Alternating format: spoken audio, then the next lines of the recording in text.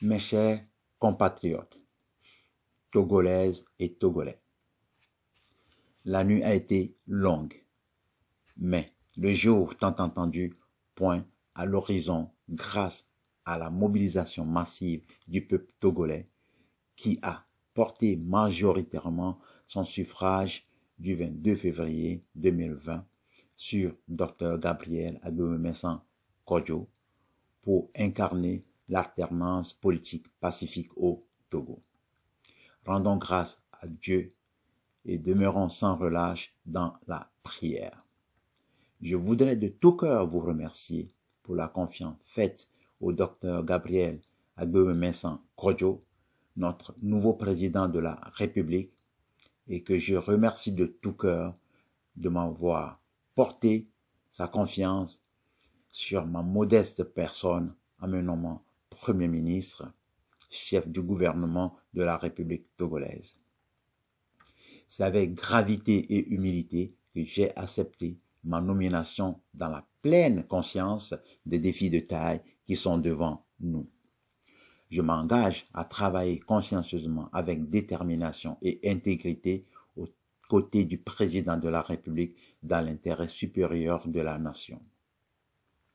L'urgence actuelle est d'œuvrer résolument ensemble avec les populations sur toute l'étendue du territoire national et dans la diaspora au contrôle de tous les leviers de l'État afin de réaliser rapidement la trilogie transition constituante, refondation de la République définie par le patriarche de la nation, Monseigneur Philippe Fanuku Podjoro.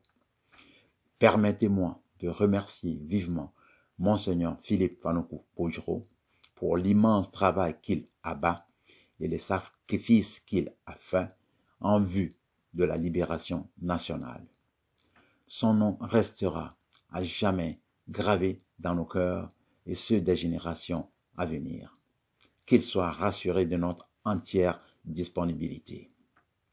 La mission qui est devant nous requiert la mutualisation des énergies de la nation tout entière.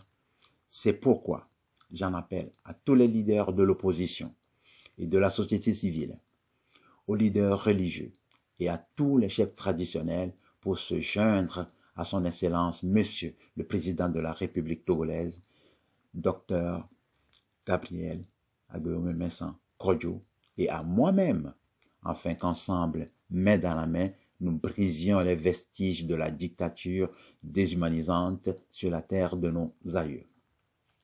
J'en appelle à un sursaut de patriotisme de notre jeunesse, afin qu'à la suite de la coordination internationale de la dynamique Monseigneur Podjoro et des organisations des patriotes de la diaspora, nous puissions, dans un esprit unitaire, faire gagner le Togo et rien que seulement le Togo.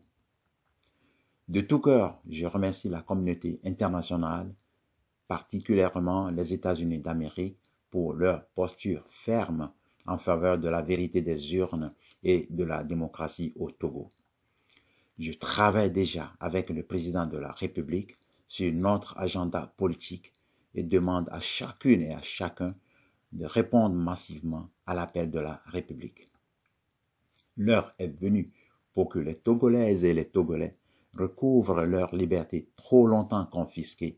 C'est pourquoi j'invite les forces de défense et de sécurité à faire honneur à leurs fonctions en se rangeant du côté du peuple togolais et de son président démocratiquement élu, son Excellence Dr Gabriel Agbememesan Kodjo.